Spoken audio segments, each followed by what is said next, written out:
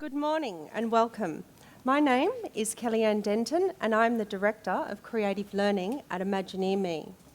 Thank you for making time in your busy lives to share this early morning session with us in this glorious city, in this abundant room with like-minded people. I would like to begin by bringing consciousness to the traditional owners of the land, the Gadigal people of the Eora Nation, and I would also like for us to be mindful of paying respect to elders past and present. The format will follow such that I will give you the breadth and definitive nature of what visual literacy is and why it's valuable, and then we'll hear from Dr. David White from the University of New South Wales, followed by Alastair Foster. We will give you some time for questions and then we can network and have some brekkie. You may have seen Dr. David White recently on the ABC Catalyst program talking about the work the University of New South Wales does with the federal government in passport fraud, researching the way we see faces and how we compute them. David has collaborated on a range of applied and theoretical problems related to visual cognition. His current work is in collaboration with the Australian Passport Office, and he seeks to improve the accuracy of face identification in the workplace. Then we will hear from Alastair Foster, who has been working in the public cultural sector for over 35 years. He's a Sydney-based writer and award-winning curator. He currently runs an international consultancy that initiates intercultural art and photography projects globally, and his focus is on the creative empowerment of citizens and communities.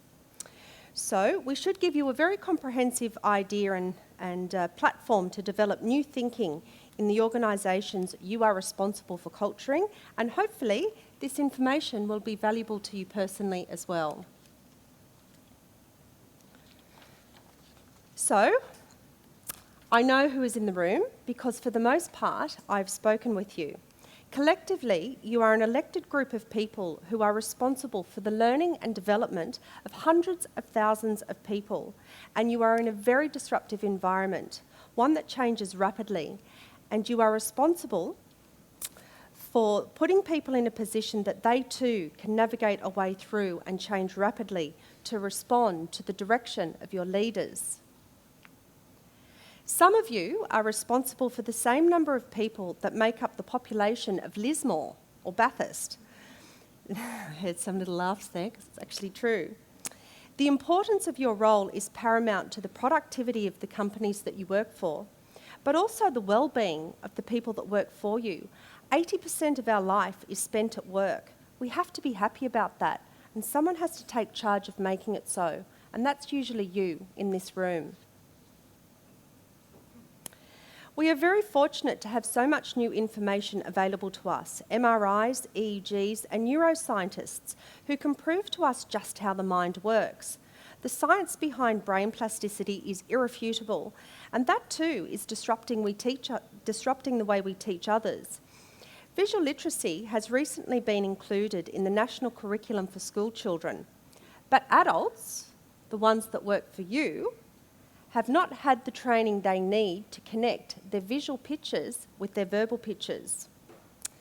We now have medical technology that allows us to see inside the brain in ways we've never been able to do before.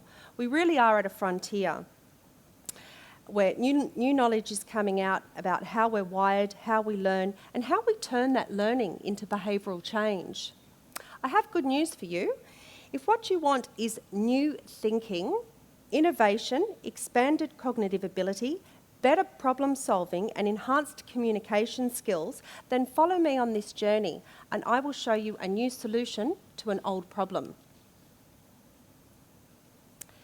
In the 90s, neuroscientists John Kunis and Mark Beaman started studying how and when the moment of clarity, the moment when you solve a problem, when you finally see it differently, actually happens. We call these aha moments. These situations of being able to see things differently or become insightful were recorded as electrical activity in the visual brain. They discovered that the visual brain shuts down right before the moment hits you, and they called this brain blink. When organisations talk about innovation, this is precisely where you need to get people to, the visual brain. So, what is visual literacy? Visual literacy is the ability to encode and decode information. It's what we see and how we think about that, and then reimagine it, and ultimately how we communicate it. It is an essential part of cognitive development and increases our capacity to learn in all subject areas, including justice, empathy, relationship and perception, even calculation, logic and classification. These are all attributed to the visual mind. Every individual is an opportunity, and the best thing you can do is breed this thinking through your organisation. If every individual is trained to think differently, the potential of your workforce will develop exponentially. You want people thinking differently, just like the person that tried to get home in a cab, but there weren't any, looked around, saw the street full of cars, and came up with Uber. You want people using their imagination. I have more good news for you. You do find what you're looking for, and we can help people look for solutions. So, how does that translate over an entire organisation? Let's look at it another way. Instead of being able to encode and decode visuals, let's take sound. Imagine an orchestra with musicians who play their instruments well enough but can't read or write sheet music. This is a metaphor for your organisation. The productivity, innovation, leadership spend is not producing what you need from your orchestra, so you put more money into the leadership capacity of your conductors, hoping that they can change things, improve things. In the meantime, there are plenty of new players coming onto the market, and things are changing rapidly, and people's taste in music is changing too. So there's all these changes going on everywhere. Your orchestra is not playing a cohesive tune together, and they never will because they can't. They don't have the skills. They can't read or write sheet music. So how are you going to compete with orchestras that do have skills to not just play, but follow a conductor and also create new music, which is analogous to innovation? Learning to interpret and discuss what we see promotes thinking critically and creatively as well. We tend to see something, then we fill in the blanks with our memories. So what we see depends on what we've seen, and we colour everything with our own bias. Neuroscientists are understanding more and more how we are creating our highly personalised worlds. We don't see with our eyes, we see with our brains. And we don't just compute what's out there, we make up most of it. So, what is the visual brain? How do we use it? How do we better develop the potential of the workplace and enrich the capacity of the individual? How do we put people in a position that they can brain blink? Creative thinking is thinking differently, but how do you get people to do that beyond a seminar or a couple of days of training? Visual literacy is the infrastructure that allows people to think differently. We don't think in words, we think in pictures. And when we remember something, we remember the picture in our mind. One of our biggest problems in communication is not being able to marry what we see in our minds with the words we use to describe them. So just imagine how difficult that is for somebody to understand what you mean. Our worlds, including working environments, are part of what we see, which is encoding, and part response, which is decoding. One is a function of the eye, the other is a function of the imagination. We are Imagineer. We are imagination engineers, and we teach visual literacy through a program called the Synergy Program, so that people can better connect what is in their mind with what they actually mean and expand their thinking. I don't need to remind you why, communication is important.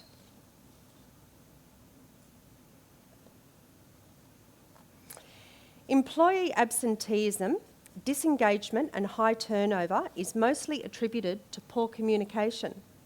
Most communication programs attempt to help without paying attention to how we see things, or be mindful about how other people see things.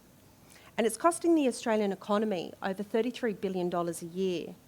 93% of all that we understand is visual. We have to give people visual skills, and if you don't get them from me, get them from someone who can help you with this, but you need to do it.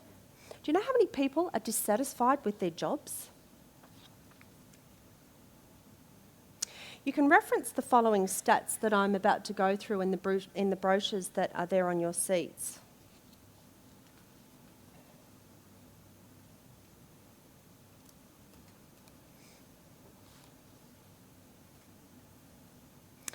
"85% of people agree creative thinking is critical for problem solving in their career." This is what your people want from training. Now, I have spoken to so many decision makers who rightly feel sceptical about creative education in general. If you want an innovative creative workforce, consult with art teachers and not management consultants. I've looked at some of the creative thinking programs that are out there in the corporate sector, and I know that they will never work. Creativity is not just about being playful and colourful, about being all touchy-feely and singing together. That's all momentary. If you want a paradigm shift, you need to be thinking and seeing and responding and opening and learning over an extended period of time so that you create a habit.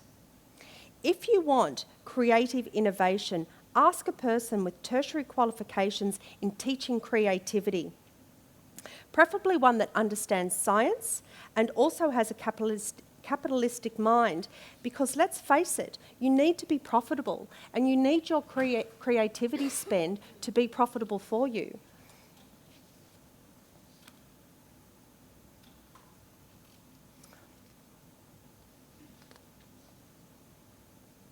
Not being able to encode and decode visual information makes it impossible for us to understand what is in someone else's mind, period. And the disconnect is enormously costly to business, but also to relationships, personal or otherwise. How many times have you heard somebody say, "I don't see what you mean," or quiz someone's comprehension by saying, "Did you get the picture?" So let's have a look at how we see. We use our eyes as a lens to focus on a subject known as pattern or stimulus, and that information is sent via neural pathways to our brains, to the visual cortex, which is in the occipital lobe. We then add memory and calculate the pictures in our mind with the ones that are in front of us to make sense of them, and we call this percept. It's exactly the same way a camera works. The lens on a camera is like the lens in our eyes. The information is sent to a processor in the camera, or the brain, and burnt as an image in our memory card. This is part of the way we teach visual literacy via photography, and people love it. We have a 96% engagement factor. So visual literacy, sometimes known as long-term memory, is our capacity to learn and use new information. Without visual memory, you simply cannot learn. Our memories are a series of images. They're not text, they're not videos. They are exactly what you would expect to find on a memory card. So let's go back to the story earlier about the orchestra. Guess what? You built that picture in your visual mind. I didn't show you any pictures of instruments, orchestras, conductors. Part of visual literacy is being understood, but the other part is understanding, by using your imagination and using new connections. Everyone in this room drew a picture in your own mind's eye. Every one of you took that from your own memory cards. Every one of those pictures was different. 93% of all that we understand is visual. It makes sense to improve communication and cognitive function with visual learning. If you want your people to learn and grow, and indeed yourself, you need to pay attention to what you see. The more you look at and observe, the more neural pathways you build and the better cognitive function you have. The human brain remembers visual information much better than any other type of input. We read pictures 60,000 times faster, 60,000 times faster than text. So a picture literally is worth 1,000 words, tens of thousands of them. Being good at this is what visually literate people do. Learning and comprehending are about building new neural pathways and retaining the mental images to call upon later, adding to a breakthrough or insight. Innovation and creativity as concept have become meaningless, overused, just words in the boardroom, scrambling around to try and get to a magic place where it all happens. But look how the mind works. Visual activity stored in the brain as mass makes up 30% of the density of our brains. We retain 80% of what we see. A groundbreaking study using MRI technology compared the brains of cab drivers with bus drivers in London. Bus drivers recall routes that are unchanging, but taxi drivers undergo extensive training to learn how to navigate thousands of places within the city. The study focused on the hippocampus, which plays a role in facilitating visual spatial memory. The MRI revealed that the posterior hippocampi of the taxi drivers were much larger than the bus drivers. They had grown their brains. Even more exciting was that the size of the hippocampus directly correlated with the length of time that someone was driving a taxi. So the longer you drove, the bigger the hippocampus, or the more you see, the smarter you get. This study provides a compelling example of the brain's neuroplasticity, or ability to reorganise and transform itself through new experiences and visual stimulus. Having to constantly learn new routes in the city forced the taxi cab drivers' brains to create new neural pathways. These pathways permanently changed the structure and the size of the brain. We can easily change the brain visually, we just have to know how. What we have to do as learning and development, organisational development, and people, culture and change professionals is to provide the infrastructure so that our people build new neural pathways in their brains so that they too have better cognitive function. We can make people smarter, and if we do that while improving communication, we will certainly lift productivity and innovation. The most powerful way to do that is via the visual. Now, I know the how and what of this will appear perplexing to those of you who haven't taught visual language before, but we can help you, and we want to. We can start that conversation. A clever way to begin is via visual disruption on a personal level. This means dislodging the rightness that each and every one of us, our good selves included, have in believing what we see is true. The only thing we know for sure is that we don't see things eye to eye, we don't see the same way, but we don't have to. We just have to make room for interpretations for ourselves and others and be inclusive. We need to think visually and creatively because creative people are problem solvers. I see a problem, I create a solution. Think back to Uber. So, as you can see, visual literacy is not just about people going out and creating big data visualizations. That's a niche part of visual thinking. What we have to do is get people seeing things differently and thinking about them differently. Upwards of 65% of us are visual thinkers anyway, so we really need to encourage this process. To do this, we have to disrupt the stronghold people have on what they see and therefore believe. We have to work on stopping people from being blindsided. If we can suspend belief for a moment, which is usually long enough, the mind will look for other ways to interpret the situation and build new pathways and create new thinking. But how do you do that? Everybody talks about new thinking, but how many of us are actually doing it? Well, you are. Every single person in this room is building new neural pathways as we speak. Watch yourselves throughout the day. Start looking at what you're seeing and you will see things differently.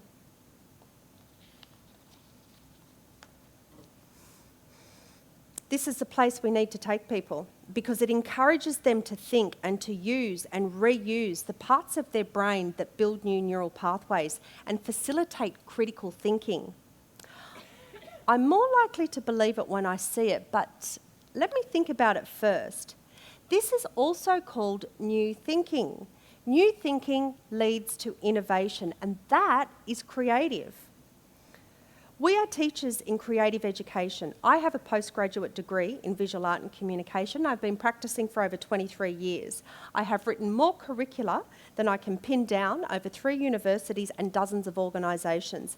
I have personally taught thousands of people, one by one, to expand their thinking visually, to be creative, to communicate their ideas and generate more of them. Of all the colleagues that I have worked with doing the same, not one has ever used Play-Doh or plasticine to make the environment, let alone the individual, more creative. It's slightly disturbing to me that this is the staple in creative education in this country. So the fun bits. Yes, a few people in here I'm sure have had some struggles with this dress. The dress went viral in February. In the first week of the image surfacing, it received 10 million tweets alone. This does not include Facebook or stories written in every newspaper and magazine, from print to Time magazine, BuzzFeed, LinkedIn. The Washington Post described the dispute as the drama that divided a planet.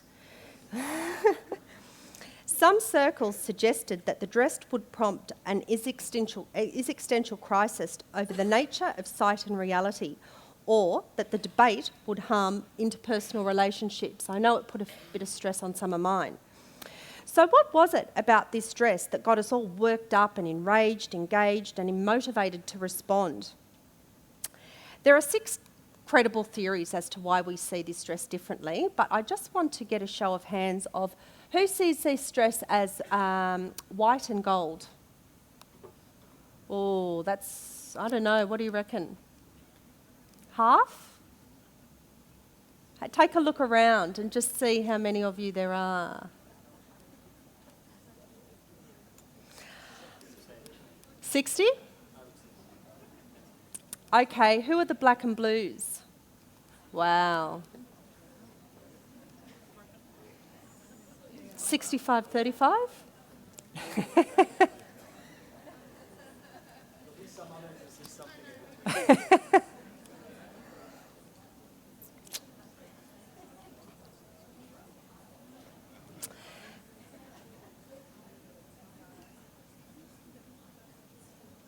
Guess what? We don't see the world the way that it is. We see it the way that we are. We see with our brains. Our brains take the visual information that is presented to us and calculates or computes what it is we think we see based on what we're cultured to see, what we think we see. Tone and shadowing influence this dramatically, but so do patterns and how we compute them as individuals. Ultimately, you find what you're looking for, and we can direct that. Again, given there are several theories as to why, well, it was sort of half the population. The official figure, by the way, is 70-30, so we were really close there. I'm going to show you what colour the dress is in a different way. Can everybody see those 3 distinct circles there? Can anyone? Okay, so we got 2. Can anyone not see them? What do you see? You see 3? Yes? 2? You see 2?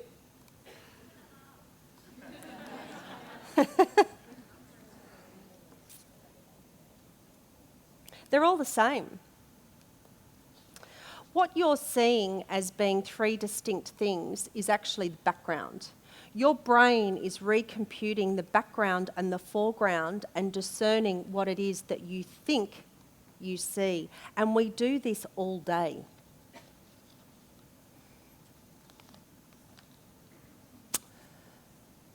The dress is blue.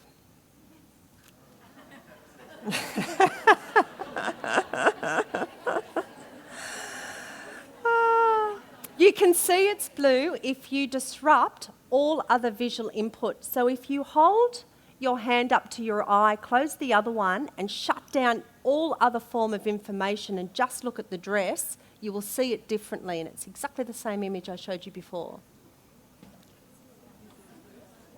Still the same?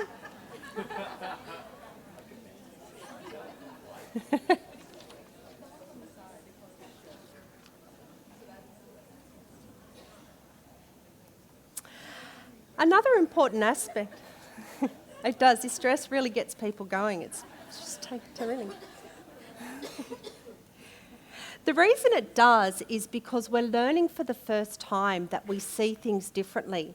You know, you take a room of 200 people and you show them one thing, and it's absolutely perplexing to find that half the people see the same thing that you're looking at different from you. But it's a gift. It's an absolute gift. Another important aspect of visual literacy that you may be surprised to know is patterning.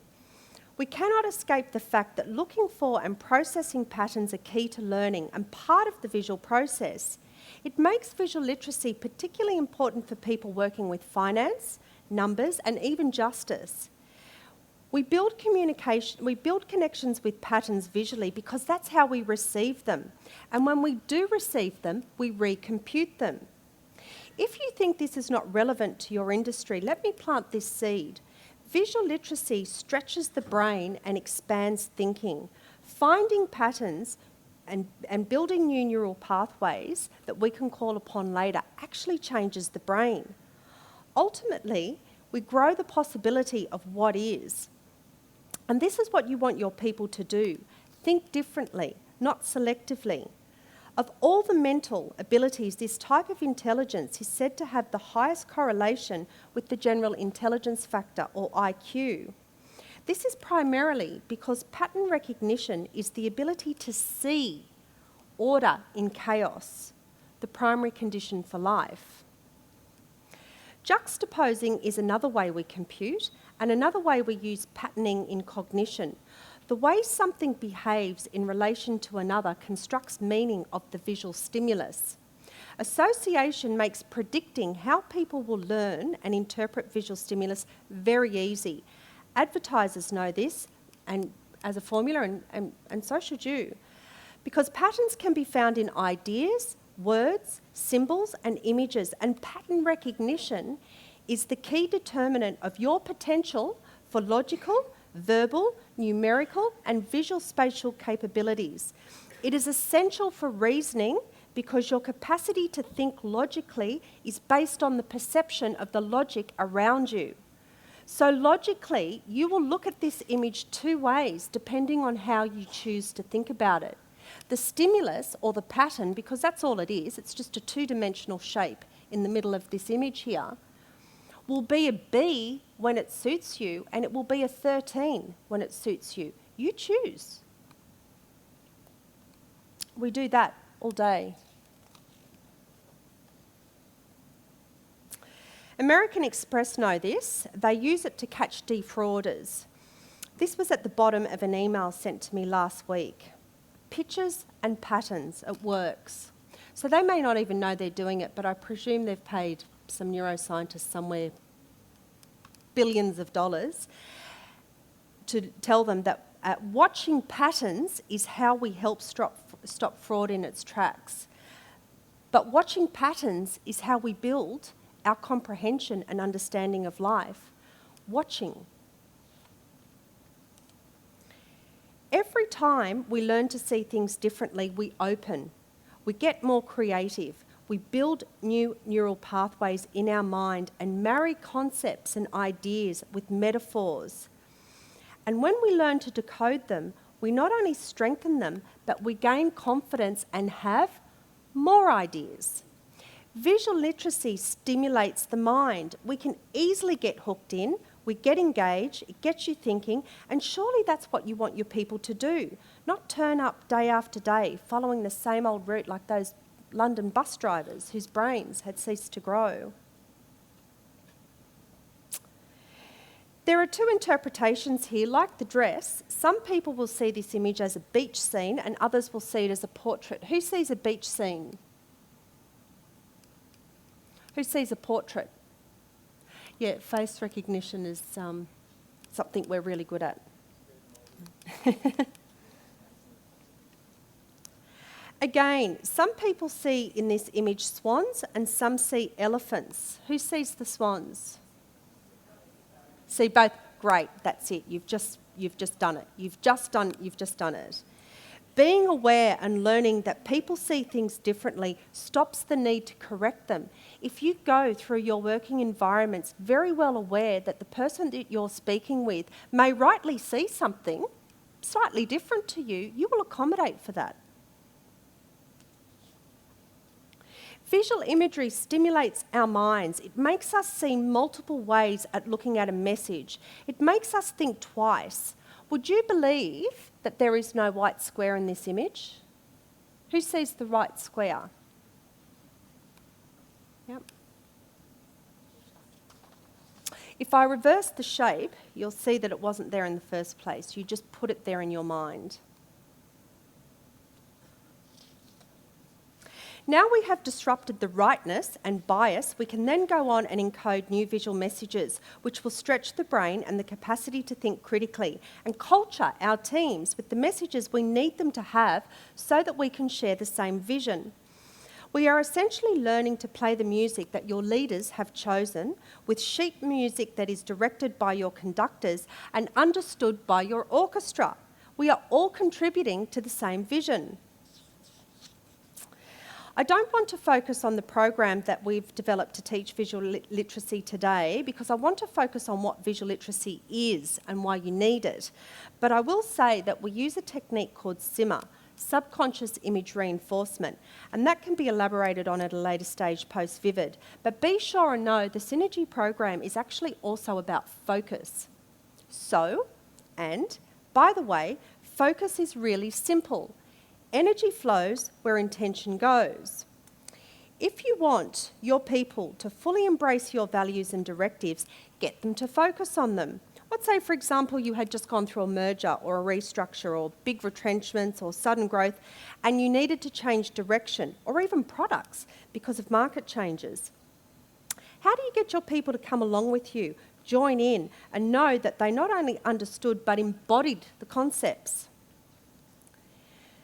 Here are some examples of the metaphors created by participants of the Synergy program, our visual literacy training program.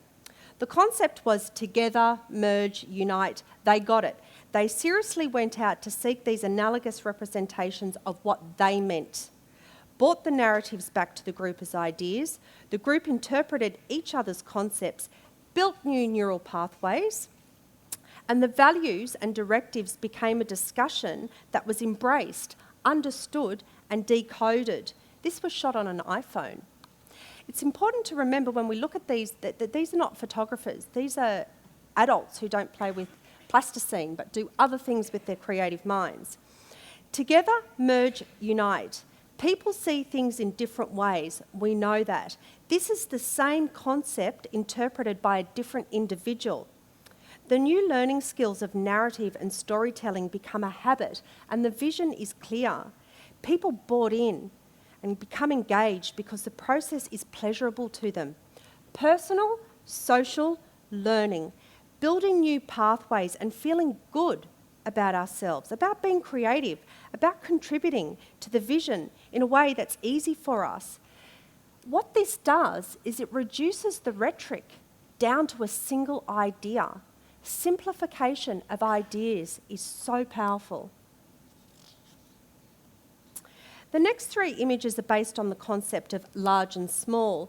The idea was to get participants of a large government organisation to understand what being small looked like and felt like to the individual dealing with government.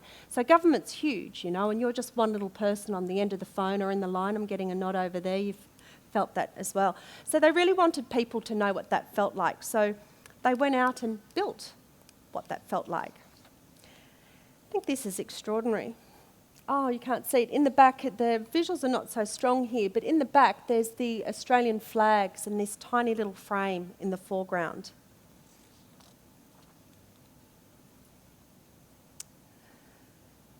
Perspective. what your people are doing in this process is looking for metaphors. It helps to reinforce learning, but it takes a lot of time before they find them. This program is based on the 70-20-10 principle. They go out looking for these concepts and ideas which take a period of time, over a month, but ideally by that stage people are already in this habit of thinking, so it becomes their second nature and the dominant discourse. There is a visual cortex in each hemisphere of the brain. When we teach visual literacy, we use both sides. Part of our program is mathematical and mechanical, which is great for the left, analytical brain. The other part is the imagination, which is great, for the creative brain, development of the creative brain. We also strengthen verbal skills via the visual brain, and this is what we call whole brain learning, or what we also call SIMMER. If your people can't agree on the colour of a dress, how do you expect them to comprehend the vision of your leaders or even your organisations? The thing is, you can't. It would be really helpful for you to ask people that you work with, how do you see it? And then the next day say to them, what do you think about that? Because of the same topic, because you'll get two different answers. And therein lies the contradiction, which makes it impossible to build authenticity and trust, because the one conversation you're having with the one person is coming from two different ways in which they think, which are not united, and it's not consistent. Ideally, you want to get to a point where you're asking people either one of those questions and the answers are aligned. If the message is aligned, not only will it be communicated effectively, it will be understood and can therefore be actioned, and your productivity will increase because everyone will be on the same page. We simply cannot discount the visual mind's role in this because the science proves it is absolute. It's the way we work. 93% of all that we understand is visual. So, plenty of people do this well. Advertising agencies, data visualisation experts, photographers, they know exactly how to interpret information so people understand it. Visual intelligence is the ability to process visual material and employ both physical and mental images in thinking. Physical and mental images employed together in thinking. As a result, people with high visualisation IQs find it easier to comprehend information and communicate it to others. Your visualisation skills determine how well you perceive visual patterns and extract information from them. Visualisation also facilitates the ability to form associations between pieces of information, something which really helps improve problem solving. So the breakthrough you're looking for in a disruptive environment is a visual one. So in summary, the value of visual literacy in the workplace is that it builds new neural pathways in the brain, which encourages critical thinking, and oddly enough, simplifies thinking at the same time. It disrupts blind minds and encodes new information that you choose because it's right for your organisation at this time. You can keep changing it, evolving it, growing it. It teaches people to use metaphors, to challenge what they think, open to other people's interpretations and accept them without making the other person wrong. It teaches you how to focus and communicate with the intention of understanding, but also being understood. It makes people feel good about themselves while they grow their brains. It absolutely develops creative thinking, which in real terms is innovation. That has to be good for business. So I would finally like to ask you to go back to your lives and explain verbally what you have seen and understood visually this morning. Be mindful of how you're doing it, and equally mindful of the picture other people have in their minds. For those of you who are here in groups of 10 or 20, you will have a different experience for people who are here on their own and going back and trying to explain to somebody a vision that the other person hasn't seen before. So with that in mind, think about how difficult that is every time you're communicating with somebody to try and work out if that other person is there with you.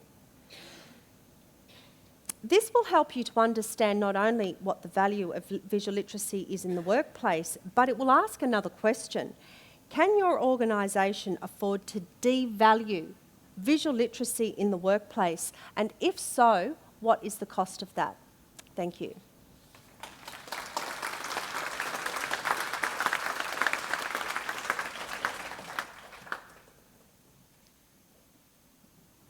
Well, first of all, I'd just like to thank Kellyanne for inviting me here today to speak. It's not my normal audience here, so I'm a little bit outside my comfort zone. I'm a cognitive scientist, so being in the context of art here is not really my thing, but I think here Kellyanne has seen the link between our work at UNSW and the work she's doing here, and it really does show a lot of foresight, because listening to her talk there, I think I can see a lot of parallels between the type of problem we are trying to solve at UNSW and the type of problem you're trying to solve in the workplace. So I'm going to talk a little bit about today the work we have been carrying out in collaboration with the Australian Passport Office. And I guess in a way we've been trying to teach visual literacy in the workplace. I'm going to explain to you the problem that we call the passport problem and steps that we have taken to solve it through training and selection of people with natural abilities in facial identification. I'll also talk a little bit at the end about some experts in this area and why their visual expertise that they demonstrate is a particularly interesting form of visual expertise. So I'd just like to start by setting some theoretical context. As a cognitive psychologist, I'm not, my work isn't to show pictures of brains lit up like Christmas trees. You won't see any of that today. Cognitive psychologists try to map and understand the cognitive processes involved by making broad generalizations about cognition. So this here is a very broad model of human decision-making. And here I'm going to talk specifically about its relevance to visual expertise.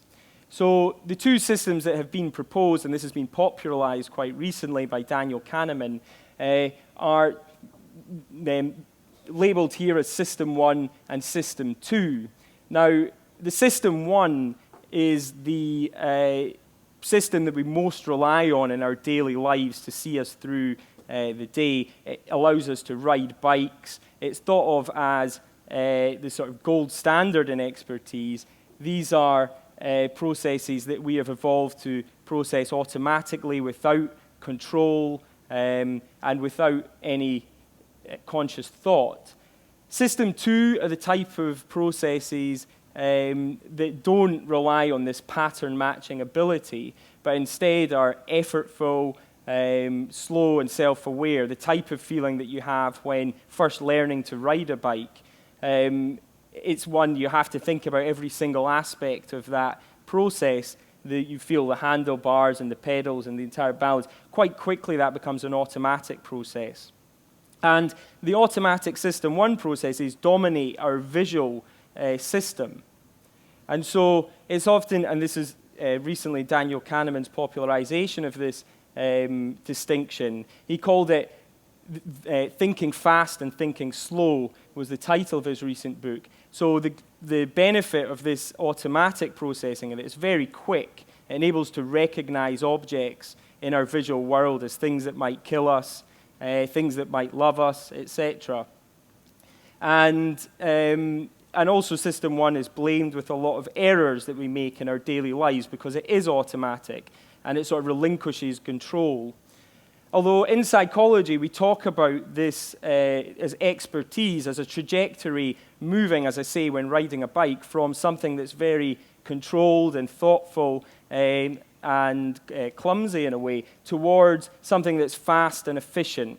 And as I say, when we come to recognize objects in our visual world, system one is the thing at play.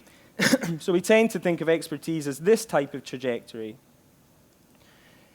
Now, if I was to get you to memorize that configuration, that visual array there,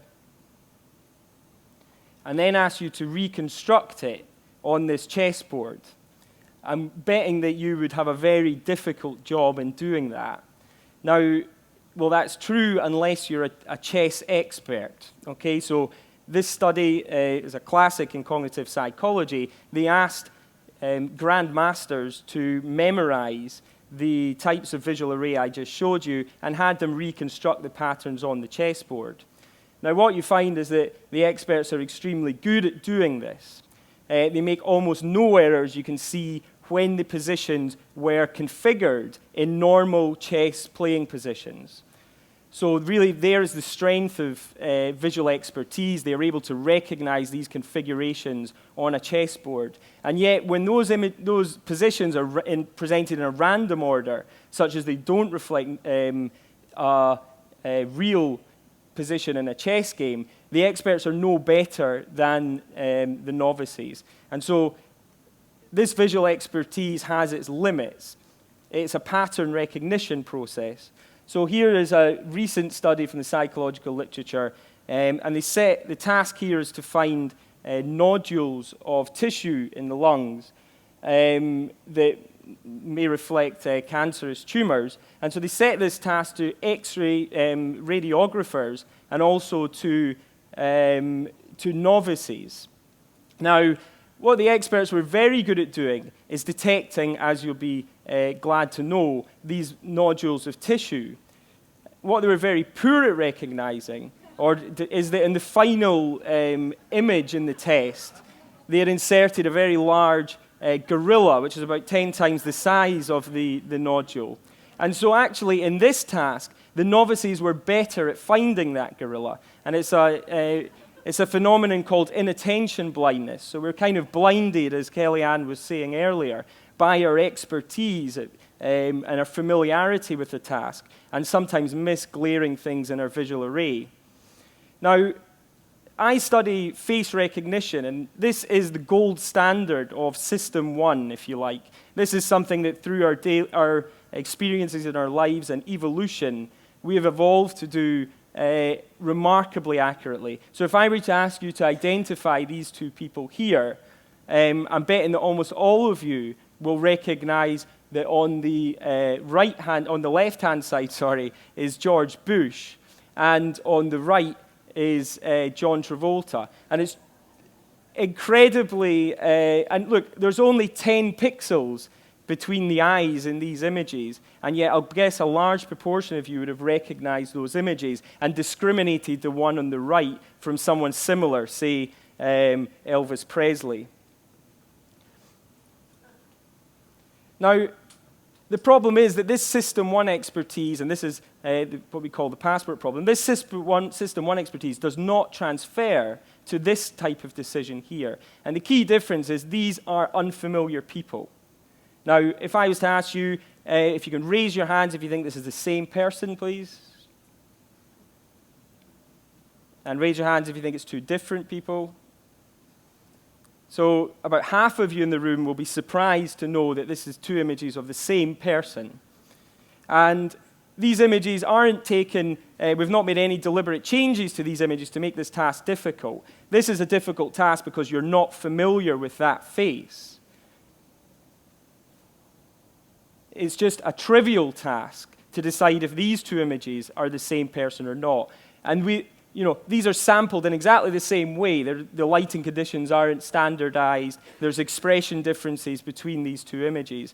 And yet, it's just not a problem when you're familiar. So there is a real limit of our visual expertise. We somehow assume that we're going to be able to identify people from their face, despite the fact that we're actually very bad at doing it. So we're terrible at this type of situation. And it turns out that passport officers are also terrible at it. The study we published last year, their performance on a standardized test of face matching was exactly the same as students. So, this is the passport problem, and it's why we're currently funded partly by the Australian Passport Office and also by the Australian Research Council under a linkage project to try to solve this problem, to try to train people to perform the task accurately. So how do we do that? Well, we sort of reasoned that System 1 is already very expert at doing this thing with familiar faces. We've built this system already. It doesn't seem that that system can deal with unfamiliar faces, and so the expertise that they try to train in this type of situation is actually to go in the opposite direction to what we normally think, and to see things past the level of the object, to see the face perhaps not as a face, but just as a visual array. And so people have been trained on this task for from a number of years. They've been trying to train performance. In fact, this is a photo taken in the 19th century. So they've been trying to train this ability for a very long time. And interestingly, as I say, the process that's used in this training is not one of this holistic pattern matching grabby process, but instead to break the features down in the face and to apply a sort of piecemeal comparison, a logical comparison. And this is this type of training that is provided by the FBI to facial examiners. Most recently, we've found that these facial examiners are far better than novices on the task, but they're only really better, or the expertise is shown most starkly, when you give them a lot of time to do this. So this isn't a quick, trained process. This is something that they are having to engage with the image at a level below the object, and that takes time.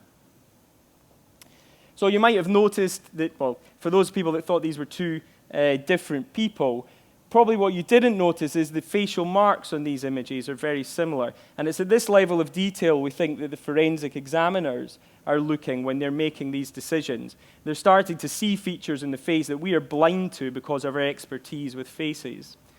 Interestingly as well, if you disrupt the process, the System 1 automatic process, by turning the images upside down, this doesn't really affect examiners, facial forensic examiners, as much as it does novices, which again is evidence that the System 1 isn't the dominant thing here.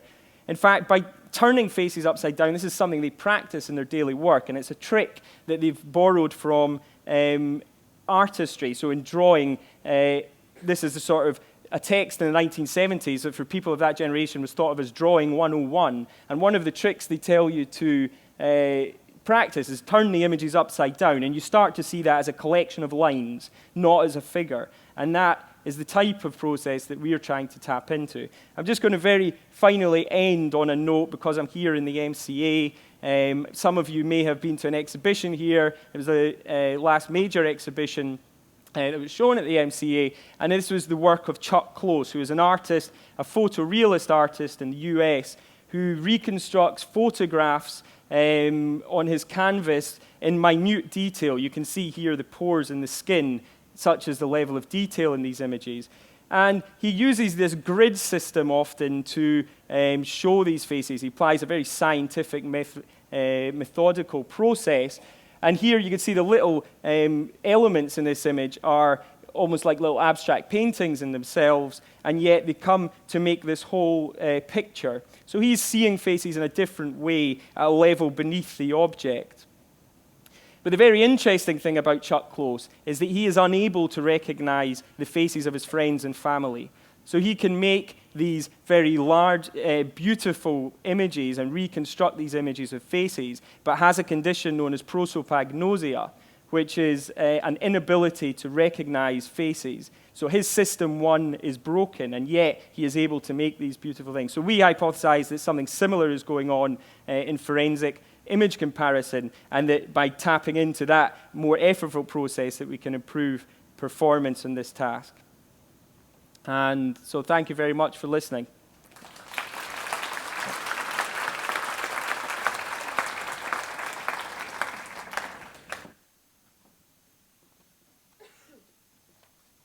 Hello, everyone.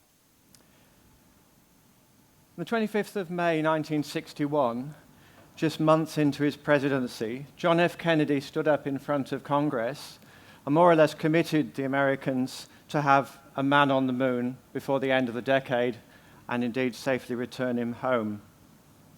NASA went into overdrive. they had this incredible problem to deal with, and they had technologies that were significantly less sophisticated than the iPhone you have in your pocket today. They brought in a man called George Land, who was a specialist in creative thinking, and he developed a battery of 8 tests to look at divergent thinking. Because NASA needed to bring in scientists and engineers who were not only experts in their field, but who could think outside the box, who could innovate. These were totally new challenges that they were going to be facing. In 1965, the educational system changed in America, and the Head Start program came in. And Land converted or changed the test to be suitable for children. And he began an extraordinary longitudinal piece of research. He tested 1,600 children who were entering primary school, 4 to 5 years old. 5 years later, as they were coming to the end of their primary, he tested them, the same group, again. And 5 years later, as they were just entering high school, he tested them for a 3rd time. In that period, he also tested some 200,000 adults over 25 years old. What was really interesting were the results. They were not what was expected. The 4 to 5-year-olds, 98% of them registered as geniuses in divergent thinking. By the time they were 9 or 10, this had dropped to 32%. And by the time they were entering high school, it was down to 10%. Of the adults, only 2% registered as geniuses in divergent thinking. How could this be? Well, one argument is that the infant brain is much more plastic than when we become older, and it's an argument that is made for why we, with very similar genetics to chimpanzees, are incredibly much more intelligent. At least we think so. I think the chimpanzees may have a different view. But it's called neoteny, and it's a process by which our development continues in early childhood. However, more recent research has shown, as we've been hearing today, that in fact neural plasticity continues, particularly if it's encouraged. And indeed, as we get older, other kinds of neural plasticity in different parts of the brain actually increase.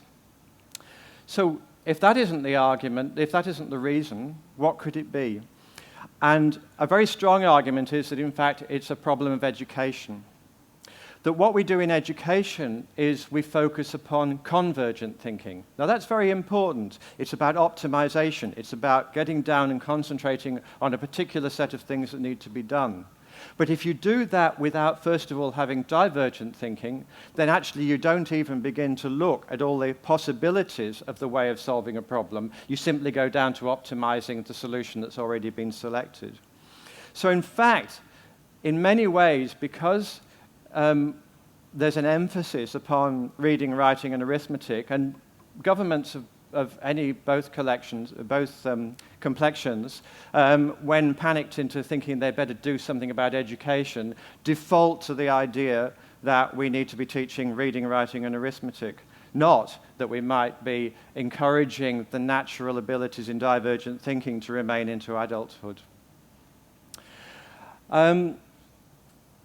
I want to tell you a personal story now to kind of illustrate a little bit about what I'm talking about. And in order to set that in context, I just need to tell you a little bit about what I do. So I work as a writer and an editor and a curator. I previously spent about 20 years running national arts organizations, and I've just completed a PhD. I tell you this because when I was leaving primary school, I was educated in England. And when I was leaving primary school, I sat, as everybody did, the 11+ exam, which was a sorting exam to decide whether you would be allowed to go to grammar school or not. And the exam was really the first exam you sat as a child. It was introduced to you in a way that was, you could basically describe as shock and awe. So we were terrified by it, and it focused upon our ability to read at speed and comprehend, to write particularly and spell correctly, and to do mental arithmetic. The results came back, and my teachers, within the euphemism of the day, told my parents I was educationally subnormal. There was another test that had been introduced, and it was, it was kind of introduced as, this isn't really very important, and it was more like kind of play. And it was about pattern recognition and playing around with visual things in space and so on, and it was great fun. And I did quite well at that. And it turned out this was called an intelligence test. One wonders what the other test was measuring, but... and so the teacher said, oh, well, maybe he's just lazy, So I went through secondary school mostly with the label lazy, but I managed to, particularly became interested in science and in physics, and particularly those aspects of physics that involve conceptualizing complex things that are beyond what we come across in daily life. The very big things, the very small things. I went to university, and about second year in university, my tutors were concerned that I just couldn't keep up with the level of amount of reading that I needed to do, and they sent me to a new research area in the university that was looking at learning.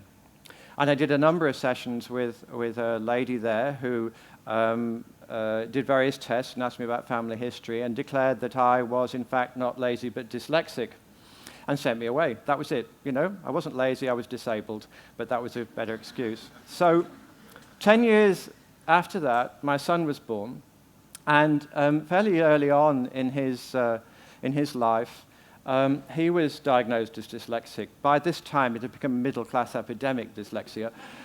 And we were really concerned as parents about how to help him through this. I was particularly, because I felt, I'd had to work quite a long time before anyone recognized that it was a problem. And we came across a really interesting book by Ron Davies called The Gift of Dyslexia. And it completely turned on its head the idea about what dyslexia was. Dyslexia wasn't a problem, it was actually a different way of going about things. And I realized, and have realized since, that in fact, I'm a much better curator, but also a much better writer and editor because I'm dyslexic. Now, curating is probably more obvious. I can look at a spatial, organizational challenge in a gallery and more or less immediately see the solution. And I have to wait while everybody else goes through, well, if we do it this way, we could look at it, and we do it this way, and then they compare them, and eventually, through convergent thinking, whittle it down. Whereas to me, it seems to just come like that, because the reason I can't read fast, and the reason that I still can't spell, but luckily my computer can, is that the letters that make up a word, for me, don't stay in a particular order. I mean, why always looking one direction along a word and always with the letters in the same place? Much more interesting to say, well, what about if they're like this? So, it's a little disability in a way in terms of those particular mechanisms, but then computing has stepped in at just the right time for me. But I think it makes me a better writer, and it certainly makes me a better editor. And the reason is that when I read, I still speak the words in my head. I've learned now not to move my lips when I'm doing it, but I actually hear the sound of the words. So when I write, I don't just write for meaning and content. I write for the cadence and euphony of the sound of it, the aesthetics. And that is a very important part of the rhetorical and pleasure aspects of reading. I also write a lot in preparation for translation into Chinese. English is an incredibly ambiguous language. We don't realize it if we're native speakers, but it's a context-based language. French isn't. French, when you're writing it down, it's half as long again as English, but they do say exactly what they mean. We say something which we understand what it means in the context, but it could mean a lot of things. Because I read and actually sound the words in my head and can change the emphasis in the way I'm reading a sentence, I'm much more aware when ambiguity is present in the sentence and can construct that sentence differently so that a translator who is reading it and putting it into a completely different set of grammar and language can actually get the right content across and not misunderstand what's being said.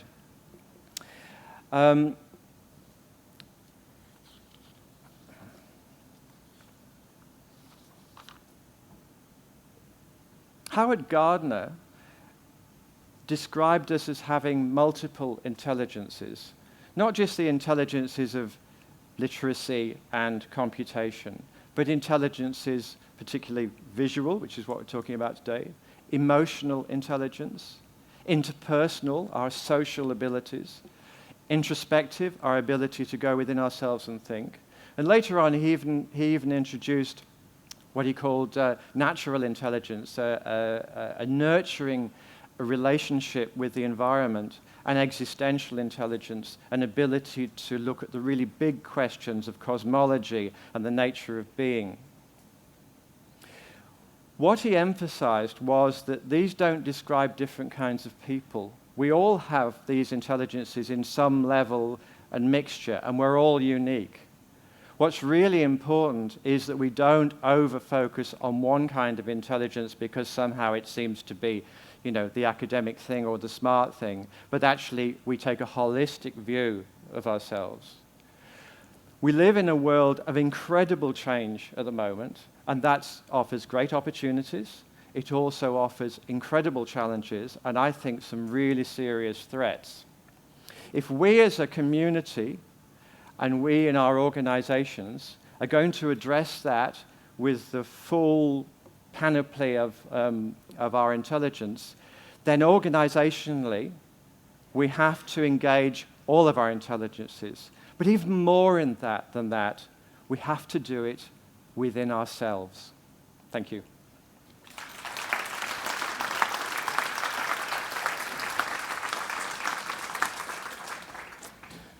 Okay, so now we're going to find out if anyone has some questions that they would like to have answered, or direct them to a particular speaker.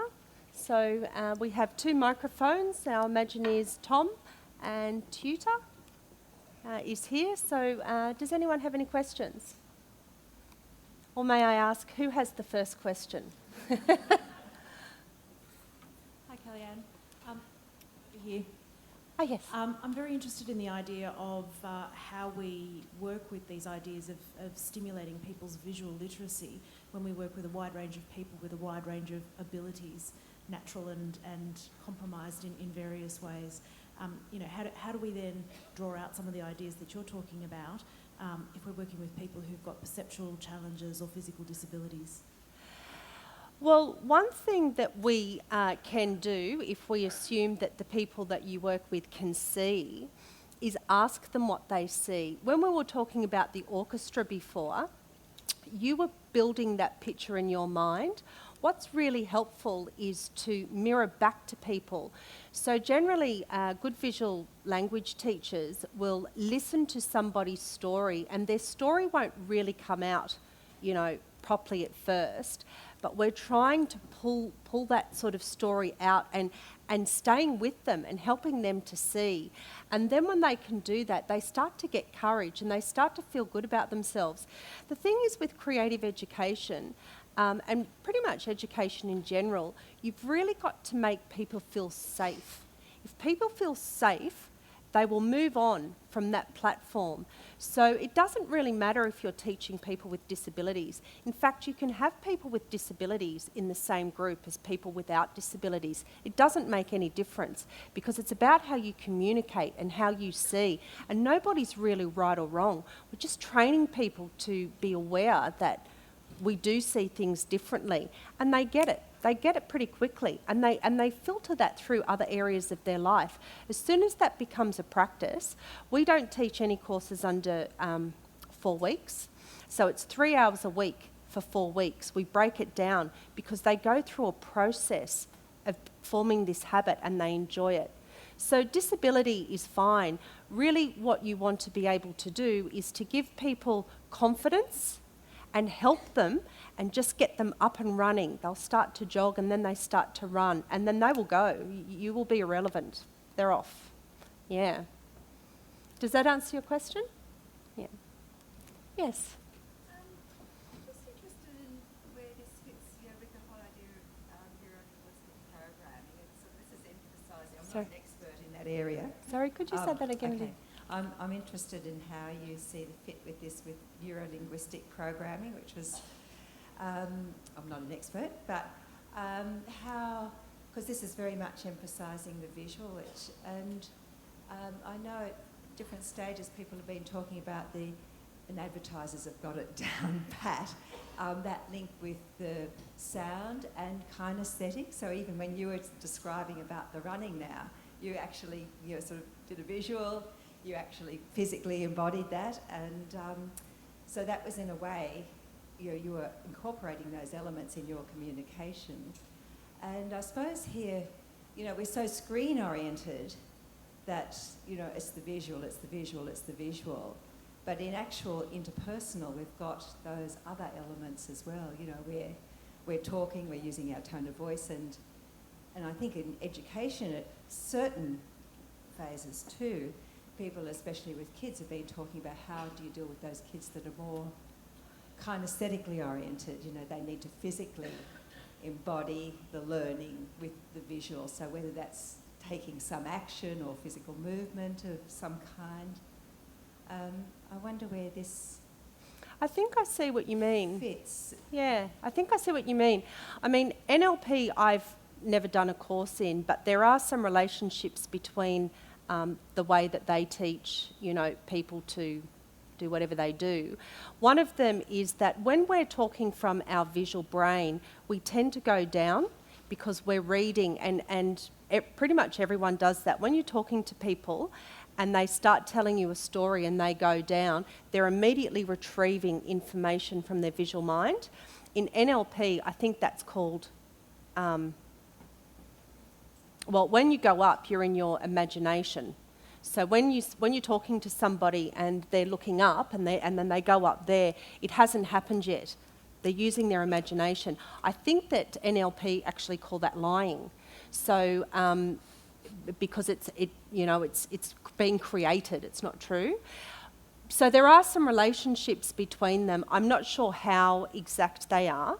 But getting back to the second part of what you said about the screen, one of the really big problems with this screen culture that we have is constant encoding. So with your e-learning programs, I'm not sure if you're aware, but e-learning is actually only 7% effective.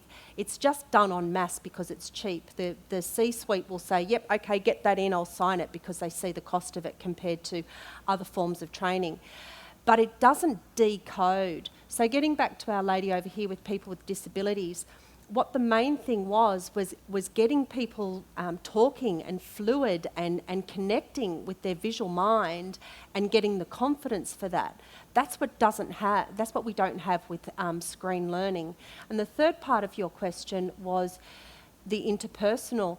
We really need to listen. I was following where you were going and sitting visual anchors down so that I could answer and work out what it is that you wanted to say. We really need to help people train to do that better. That's the listening. It's the understanding and being understood, and we're not good at it. Some people are. If anyone's going to be good at it, it will be you in this room because you're trained in these areas. But you know what it's like when you get to work or on Facebook. There is not a lot of training in this area at all. So does that answer your question? Yeah, I think it was good, yes, because I know it came from the NLP thing, came through a family therapy perspective where they realised that people were missing communication because some were more kinesthetically oriented, some more oral, and how do you kind of see where or get an understanding of where different people are predominantly coming from. Right, we have to, that's precisely such a valuable point, because we really do have to try and see where people are coming from before we decode and we respond. It's just a habit.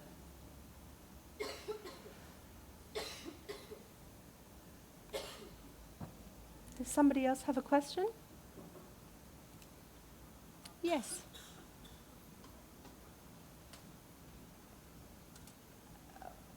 Have there been any studies done on how that plays out with different cultures?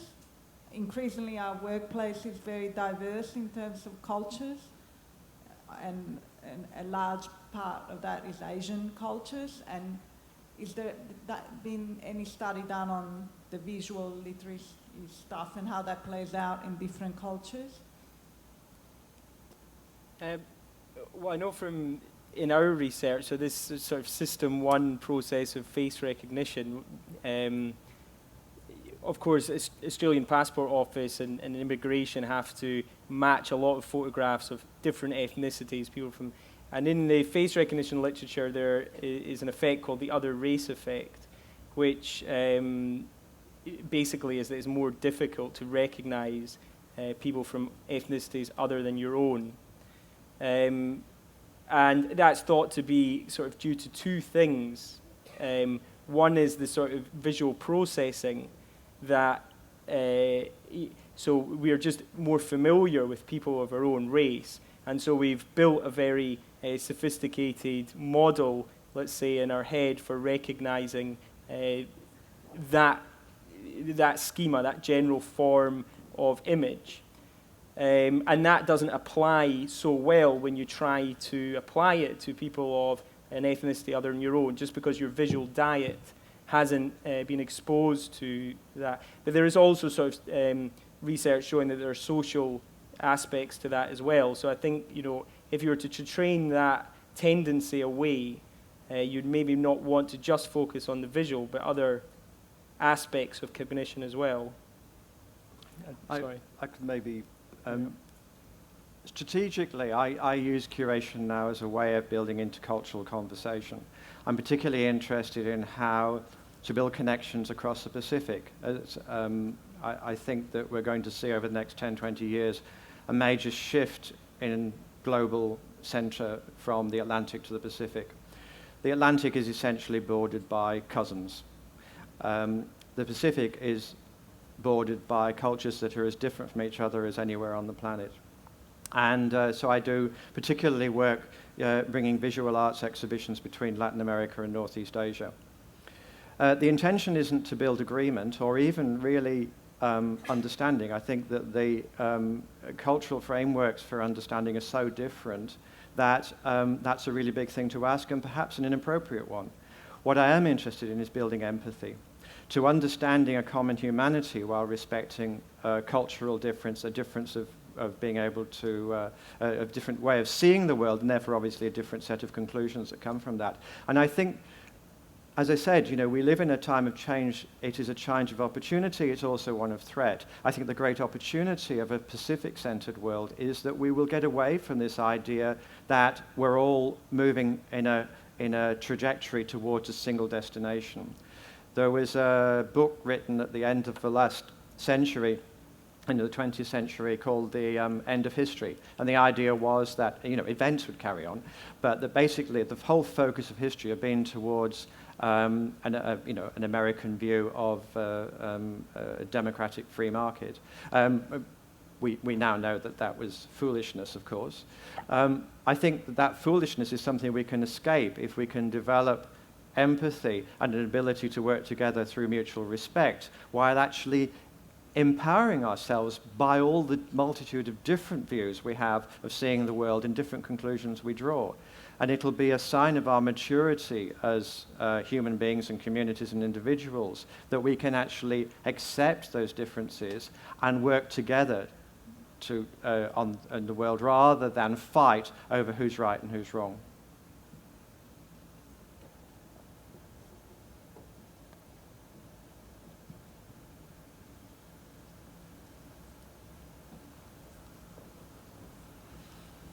Hi, my question's about communication and visual literacy. You made several comments or put up lots of slides earlier saying how communication had resulted in lots of things failing, organisations, profitability, projects and so on. I guess for me that gave me the picture of communication being from leaders, project leaders, management, team leaders, so on, to large groups of people. So that might be a misconception in itself. But I just wanted to ask you, can you go over again sort of what the role of visual literacy in improving that communication? And was I right to think of that on kind of a large scale, or were you more talking one-on-one and simply understanding a different person's point of view? Thank you for the question. What you kept doing, you're a visual thinker, by the way, so when you were talking to me, you kept looking over there because that was the bit that you were trying. Yeah, that's the bit that you were trying to get to in your mind. So the concept in your mind that you were articulating was actually over there. So with leaders, I think that there's a lot of emphasis on, leadership training. And I think it's very heavy-handed because with communication, it's a two-way street. So even if you invest heavily and you put your leaders through the rings, they're like circus performers, they're brilliant. The people that they're communicating to may not understand them, and that's the disconnect. We really can't leave anybody behind because having fabulous, powerful, brilliant leaders is great. But if your people can't read them, they're not going to clap. So that's what I mean by communication. You really need to get people coming together. And the easiest way to do that is visually, because most of us are visual for a start. But secondly, 93% of all that we understand is visual. It's a great place to start. Does that answer your question? Yeah, that's great, thanks. Okay. Hi. Yes. So visual literacy in the workplace, what do you see as some of the obstacles enabling it to be successful in the workplace? Change managers. A lot of people really want change and they know that they need to do something new. They know they need new thinking and they know they need innovation, but they're afraid of it. So to be honest with you, a lot of the time when I'm talking with people or introducing concepts to people, sometimes I have to bypass the change managers and go to the next level up. Because the next level up will say, listen, I don't care who does it, I just want it done. Whereas the change manager will block it because it's change. And it's great, and I've got a few smiles. You probably know that.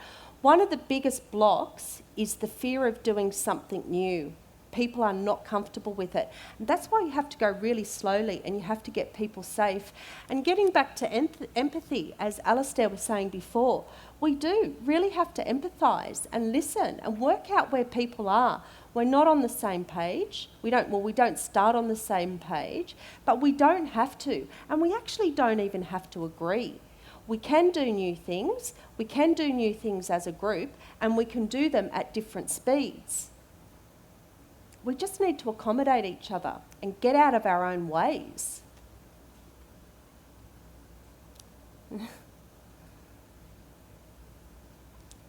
Yes. Sorry for all the change managers in here. By the way, all the change managers in here are the ones that did try something new. There's a whole bunch out there that didn't. Hi, Kellyanne. You mentioned that, I suppose my question is, where do you start? Where do you take this? How do you sell it? At what level do you go in and sell it? For example, CEOs are used to having a predictable formula and they almost know what they're going to expect. Right. But this is not so, you don't know what to expect from this. So how do you sell that to the CEO and not make them nervous? Yeah, this concept is not new, actually. It's just new in corporate Australia because they have been doing, actually corporate Earth, because they've been doing things, their way, and this is how they do them, which is precisely what you said. But, this is old school stuff. I mean, I went to university 20 years ago, more, and, that's what I was doing then. So really, you're right, we do need to help the C-suite understand that the innovation and the creativity that they're looking for has to come from creative people, One thing that really alarms me is a recent decision by a big bank to ban PowerPoint to their 33,000 staff. There's a few smiles over here. You don't work for that bank, do you? Oh, good. And the reason was because the amount of time people spend on PowerPoint was costing the bank nods, costing the bank a fortune, and all the courses that they put people through to learn how to use PowerPoint didn't fix the problem. So PowerPoint had to go. There's nothing wrong with PowerPoint. The problem is that people are not able to put a visual, message together that matches their verbal ones. Another nod. So there's a lot of people resonating with some of the problems that are going on here. So yes, it is difficult to get people to see things in a different way, and that includes the C-suite. But a lot of the solutions that they're looking for that's going to save them a lot of money, it just takes some time, about 4 goes, I reckon, and then eventually you wear them down. Yeah, it's not easy. It's new. New is never easy, and neither's change. In terms of the visual literacy, where would you source sort of the most effective images per se? Because everyone is looking at it from their own perspective. So, if you are trying to engender change, where would you start sourcing images or things, or would it be something that an individual needs to find for themselves?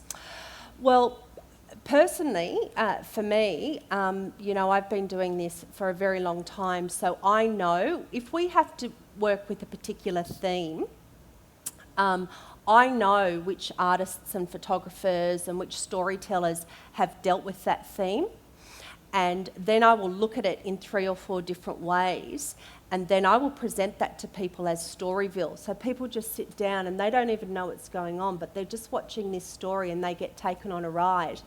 And then we ask them to go and find the images themselves over a period of time. So they go about their lives and their journey, Tuesday afternoon on the bus, Sunday morning at, little athletics with the kids, all sorts of stuff. People are looking through their lives all the time, seeing things differently. So the imagery comes from a combination of places. That's not necessarily easy for change professionals or, HR departments or, learning and development to do, because you don't have that 20 years experience, but we can help build that for you. So you tell us what you need to deal with. I mean, some people have got life so good, that's the problem. I dealt with a company once that had very, very low staff turnover, and they had the old guard, but their company was growing, dramatically, and the new guard, the innovative ones, were actually not allowed to innovate because they were like, well, no, that's not how we do things around here. It's worked perfect. I've been here for 10 years, works perfectly good this way. So they really needed to break that up. So that was the theme. But where do they start with that? Well, we do. We write it for them so that we bring all those narratives in, and then those narratives become part of the dialogue and the metaphor, and they just slowly, like Olympia had asked before with the, breaking down the C-suite, we just slowly break people down. It doesn't happen in a seminar. It's not going to happen in a 2-day course. It has to feel good and feel right. Does that answer your question? They're hard to find. It's a good question. You need to know where to look. We do. Okay, well, if we have time for one more question, otherwise it's time for brekkie. There's a lady over there as well, Yep. so maybe 2. This is about brain plasticity. So I was going with the examples that the 2 gentlemen gave about Chuck Close finding a different way to recognize faces by painting them in a great deal of detail. And I'm sorry, I've forgotten your name. Alistair, is it? Yep. And where you were talking about dyslexia and how kind of embracing that as a gift, you've been able to expand how you work. Is Chuck Close better at recognizing other faces now that he's done that? And are you able to read differently or better? I mean, has it improved the part of the brain that wasn't functioning as well, perhaps, as we expected? Well, I would say maybe his brain was functioning differently, and what he brings is insight to us rather than repairing himself. Right. I mean, I think we have to look at the strengths. You know, it's interesting that Mona, the Museum of Old and New Art in Tasmania, which is considered by many to be one of the kind of most adventurous museums in the country, is funded by a gambler who's autistic. And he's found a way of using autism extremely well to play poker and make enough money to be able to fund a museum that's better than really probably any of our public museums. So, you know, I think we have to stop thinking about the idea that every quality that's innate within us is something to be repaired, and actually see them as the beginnings of things that if we learn how to use them as tools, we can actually enrich not only our own lives, but actually enrich the teams in which we work and the communities in which those teams operate. So just to follow on from Alistair's answer, I think, you know, Alistair said earlier that these multiple intelligences. The specific case of Chuck Close, I think from our perspective, it's multiple routes to identification. So the fact that he reconstructs these images using a sort of back route to identification, as you were, gridding off, and just it's a different route to identification, and it only is specific to the faces that he paints.